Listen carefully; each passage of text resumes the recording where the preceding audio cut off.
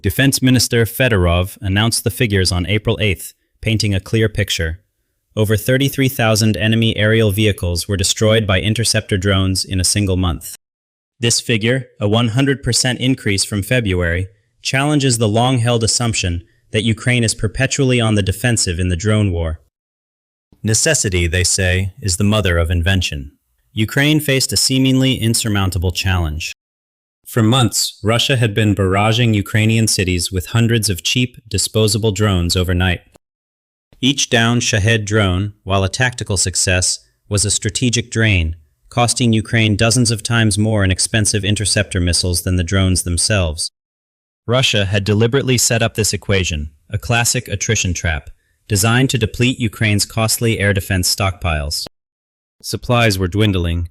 The West's supply pace couldn't keep up, and Moscow believed this attrition trap was working precisely as intended. Ukraine faced a stark choice: either plead for an endless, unsustainable supply of Western missiles, or fundamentally change the rules of engagement. They chose the latter, developing their own ingenious solution: interceptor drones. And in March of 2026, this system proved its revolutionary worth. In a single month, over 33,000 Russian air targets were destroyed by interceptor drones. In February, that number was around 16,500. That's a 100% increase in a single month. This might sound exaggerated, but the details you're about to see will show why this figure is accurate and why it marks a turning point for Ukraine. This rapid scaling of defense capability, particularly with domestically produced, low-cost systems, is a significant departure from traditional military procurement cycles, which often take years to field new technologies at scale. It suggests an unprecedented agility in wartime innovation, challenging established notions of defense industrial capacity. To understand this system, we first need to look at how it works. The interceptor drone is a simple yet remarkably ingenious concept. Intercepting an enemy drone in flight and destroying it either through direct collision or by detonating a small explosive payload in close proximity to the target. Unlike traditional air defense systems, interceptor drones are cheap, lightweight, and can be mass-produced. Ukraine's most prevalent model, the quote-unquote Sting, is a three-dimensional printed platform featuring an aerodynamic, bullet-shaped body developed by the company Wild Hornets. The Sting, approved by NATO, can achieve speeds exceeding 340 kilometers per hour, significantly faster than a Shahed. It can operate at an altitude of up to 7 kilometers and is equipped with a thermal camera and an AI-assisted guidance system. The thermal camera, developed by Kerbis and Odd Systems, clearly detects the Shahed's heat signature, even in the darkest hours of the night. And its 500-gram warhead is designed to shred the target mid-air. Its cost ranges between $1,000 and $2,500. This stark cost difference fundamentally alters the calculus of air defense. It means Ukraine can now counter hundreds of times more aerial threats with the same operational budget. A second crucial model is the P-1 Sun, a fully three-dimensional printed, modular interceptor manufactured by Skyfall. Costing only about $1,000, it is currently the most economical air defense system deployed in the conflict. A fiber optic linked version completely neutralizes Russia's electronic warfare systems, as its control via a physical cable renders signal jamming ineffective. Its lightweight design, easily transportable by frontline units, makes it an ideal weapon for forward deployment. In the initial months of 2026, P-1 Sun interceptors alone accounted for over 3,000 downed Shahed drones. A version launched from an AN-28 aircraft has also entered testing phases. Thanks to this flying mothership concept, interceptors can now initiate operations directly from the air. And for even faster targets, there is the Bullet model, featuring a jet-powered hybrid design capable of reaching 600 kilometers per hour. This platform is designed to intercept even Russia's newer, jet-powered Shahed variants. All four of these models are domestically produced and are being mass-produced through the Brave One Defense Innovation Cluster. Operationally, the process unfolds like this. Radar or acoustic sensors detect an incoming Shahed drone. An operator then views the target on a thermal camera screen. The interceptor drone launches and accelerates towards its target. Upon approach, it either collides directly or detonates its 500-gram warhead in close proximity. As a result, the Shahed breaks apart mid-air, with debris scattering over open terrain, minimizing the risk to civilian areas. The entire process takes just a few minutes, and its cost is a mere 1,000th that of a Patriot missile. Crucially, this small-scale air defense concept does not replace traditional systems, it complements them. While Patriot and Naim systems protect against ballistic and cruise missiles, these interceptors specifically address the low-cost drone threat. Each system operates within its own domain, together forming a robust, multi-layered defense network. So, how are these systems performing in the field? For a vivid illustration, we turn to a pilot operating under the call sign Hulk. Roman Hulk, from the Bulava Unmanned Aerial Vehicle Unit, successfully shot down 2 Shahed drones with a Sting Interceptor from a remarkable distance of 500 kilometers on April 4th. This achievement set a new world record, marking the first time in history an interceptor drone operator had engaged a target at such an extreme range from their launch position. At the time, Hulk was operating from a secure location, hundreds of kilometers behind the front lines. He destroyed 2 Shaheds mid-air without being exposed to any physical danger. The unit has been active since November, neutralizing approximately 200 targets, including 184 Shaheds, with an impressive 95% success rate. They even managed to intercept a jet-powered Shahed variant, capable of reaching speeds of 600 kilometers per hour. This was a critical moment, demonstrating the formidable power of the Bullet Interceptor. The Bulava unit emphasized that these successes are not isolated experiments, but rather the vanguard of a mass deployment. The ability of a single crew to monitor and protect an area spanning hundreds of kilometers, rather than the standard 20 to 30 kilometers, allows the Ukrainian military to cover vast swaths of the sky while minimizing personnel on the ground. However, the 500-kilometer record was soon surpassed. On April 17th, Wild Hornets dramatically raised the bar fourfold. A Sting Interceptor, remotely controlled by a pilot located outside Ukraine, from a staggering distance of 2,000 kilometers, successfully carried out an operation in northern Ukraine.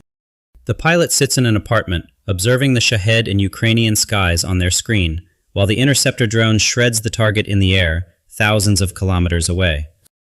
This unprecedented capability is made possible by the Hornet Vision control system, a digital ecosystem providing high-definition quality video transmission and low-latency control. It overcomes traditional signal limitations, completely disconnecting operators from the front lines. The most significant advantage of this technology is its inherent scalability. In the past, one operator was required for every 20 to 30 kilometers of area. Now, a single crew can monitor and protect hundreds of kilometers of territory, offering wider coverage with fewer operators, and crucially, none of the operators are in physical danger. And the Foxtrot crew, attached to the 38th Air Defense Regiment, demonstrated the system's profound effectiveness in April. In a single 24-hour shift, they shot down a total of 30 Russian drones, 28 Shaheds, and 2 Gerberas using Sting drones. 30 targets, 24 hours, a single crew. Wild Hornets announced that such figures have now become routine. In March alone, interceptor drones and mobile fire groups together destroyed over 2,300 aerial targets. This represents a 55% increase compared to February. Even helicopters have become an integral part of this layered defense, neutralizing 379 drones on their own last month. While these operations are impressive individually, the true strength lies in the systematic structure created by all of them working in concert. March of 2026 marked a definitive turning point for Ukraine's interceptor program. When Defense Minister Fedorov announced the figures on April 8th, the full picture became starkly clear. Over 33,000 enemy aerial vehicles were destroyed by interceptor drones in a single month. That's exactly double the figure from February. It represents the highest monthly figure since the program began, with the vast majority of targets shot down being kamikaze-type Shaheds. The remainder were smaller UAVs, such as the Orlan, Zala, and Gerber, typically designed for reconnaissance and artillery correction missions. Behind this unprecedented success lies a massive supply chain, operating through multiple, redundant channels. Over the past 4 months, the Ukrainian Defense Forces, the Defense Procurement Agency, the quote, Army of Drones program, and the Chain Defense Marketplace have collectively received twice as many Interceptor drones as were delivered throughout all of 2025. This multi-channel procurement mechanism ensures an uninterrupted flow of vital equipment. Should one channel face disruption, others are designed to step in seamlessly. The sheer scale of production is nothing short of incredible. Over 10,000 Sting drones are now produced each month. More than 280 companies are developing over 550 active solutions under the Brave One cluster, with new companies joining, new models being tested, and existing models continuously improved every month. This is not merely weapons production, it is a dynamic, self-sustaining ecosystem. The Ministry of Defense has clearly articulated its objectives: 100% detection of all enemy air targets and neutralization of at least 95% of them. March figures demonstrate how close Ukraine is to achieving this ambitious goal. And with supply projected to double again in April, these numbers are expected to rise even further. What can Russia do against this profound technological leap? The short answer? It is struggling, and every attempted solution appears to create a new, compounding problem. Russia is attempting to accelerate the deployment of jet-powered Shahed variants. While faster drones could potentially evade interceptors, Ukraine's Bullet interceptor has already responded to this threat, capable of reaching 600 kilometers per hour. Russia is also deploying foam plastic decoys, such as the Gerber and Parody, in 30% of its attack waves. These decoy drones are designed to deplete Ukraine's cheaper interceptors. However, Ukraine's AI-powered thermal cameras are proving adept at distinguishing real targets from these decoys. The number of interceptors wasted on decoys is steadily decreasing. Russia is also attempting to equip drones with air-to-air missiles and increase daytime attacks, aiming to reduce the effectiveness of thermal cameras. Yet, none of these countermeasures eliminate Ukraine's fundamental advantage: the profound cost asymmetry. An interceptor costs between $1,000 and $2,500, while every Russian solution developed to evade it is exponentially more expensive. And while Ukraine produces 10,000 interceptors a month, Russia's production pace for counter-technology simply cannot keep up. This is due to sanctions constraining the supply chain, a shortage of skilled workers reaching 4.8 million, and Soviet-era bureaucracy significantly slowing down innovation. Even Russian Z propagandist Miki Rybar-Zinchuk has openly admitted the gravity of the situation. He stated, "Blaming neighbors is a convenient excuse, but it's not true. Russians must accept that Ukraine can now launch drones from very long distances. Even the Kremlin's own propaganda network can no longer conceal this widening technological gap." And in a strange twist of fate, history appears to be repeating itself, as Russia has faced this exact situation before and lost. In 1986, in Afghanistan, when the CIA supplied the Mujahideen with Stinger shoulder-fired anti-aircraft missiles, the Soviets were fighting by relying heavily on air superiority. Mi-24, Hind helicopters, and Su-25 attack aircraft were systematically crushing the Afghan resistance from the air. Then the Stingers arrived. These small missiles, costing between $20,000 to $30,000, began shooting down Soviet helicopters and aircraft worth millions of dollars. Approximately 270 Soviet aircraft were ultimately shot down by Stingers. The historical parallel with the Stinger missiles in Afghanistan highlights a recurring vulnerability for technologically superior forces when confronted with asymmetric, cost-effective solutions. This pattern suggests that even advanced military doctrines can be fundamentally disrupted by a single, well-deployed, and affordable weapon system, forcing a re-evaluation of air power strategy. Soviet pilots developed countermeasures: low-altitude flights, night operations, heat traps, but these proved both too late and insufficient. Helicopter support collapsed, supply lines were left unprotected, and the pervasive fear of death from the sky among the troops led to a catastrophic collapse in morale. The Stingers did not win the war on their own, but they shattered the myth of the Soviet Union's invincible air power and were one of the critical factors that accelerated Gorbach's decision to withdraw in 1988 to 89. Now, this same scenario is repeating itself in Ukraine, but on a vastly larger scale. Stingers were shoulder-fired, with a range of just a few kilometers. Ukraine's Interceptor drones are controlled from 2,000 kilometers away. Stingers were available in limited quantities. Ukraine produces 10,000 Interceptors per month. Stingers were effective only against helicopters and low-flying aircraft. Interceptor drones can track aerial targets of virtually any type and at any altitude. And the profound psychological impact created by the Stingers, the fear that we can no longer fly safely, is now being felt in the same way by Russian drone operators and commanders.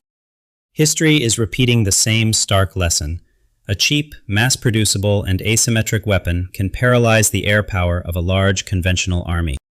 The Soviets learned this lesson in Afghanistan. Putin's Russia is learning the same lesson in Ukraine, but this time, the lesson is far more brutal. Because the impact of interceptor drones isn't limited solely to the air, it directly alters the balance of power on the front lines. In March of 2026, Russian forces suffered 35,351 casualties, the highest monthly figure of the war. A staggering 96% of these casualties were attributed to drone attacks. Here's how this dynamic works.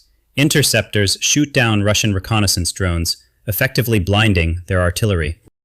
Since Russian artillery cannot accurately identify targets, it cannot fire with precision. And because they cannot fire accurately, Ukrainian positions suffer significantly less damage.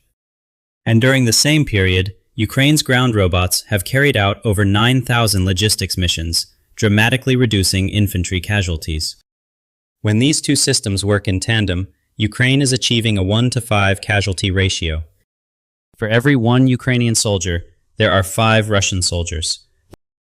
This casualty ratio, driven significantly by drone warfare, represents a profound shift in modern combat, where technological asymmetry can dramatically alter human cost.